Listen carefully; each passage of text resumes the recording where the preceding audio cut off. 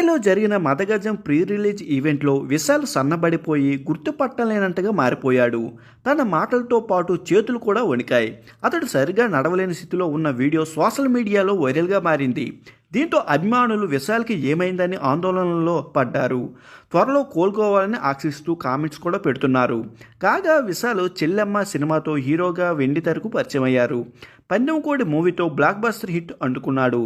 తనిఖీల బలని, మల్లెకొట్టూరు సత్యం, త్వరనే, mark Antony వంటి పలు చిత్రాల్లో అలరించారు. పడియం నాడు మూవీతో నిర్మాతగా అవతారం ఎత్తారు.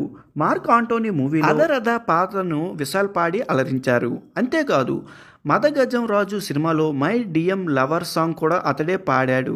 ప్రస్తుతం విశాల్ బ్లాక్ బస్టర్ మూవీ తపరివాల్ చిత్రంలో స్వీకల్ వస్తుంది. 2019లో ఈ చిత్రం ప్రకటించారు. ఈ మూవీలో విశాల్ దర్శకుడిగా పరిచయం కానున్నారు. ఇందులో విశాల్ ఎయిర్ ప్యాక్తో కనిపిస్తారు. ఈ విషయాన్ని డైరెక్టర్ సుధర్ సినిమా ప్రీ రిలీజ్ ఈవెంట్లో వెల్లడించారు. క్లైమాక్స్లో 8 ప్యాక్లతో కనిపించాలని విశాల్ అన్నారు.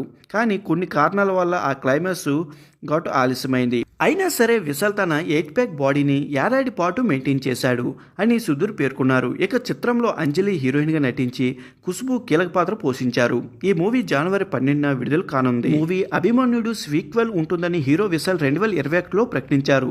అది కూడా తానే డైరెక్ట్ చేస్తాడట. ఏమైందో ఏమో కానీ మళ్ళీ దాన్ని ఊసే ఎత్తలేదు.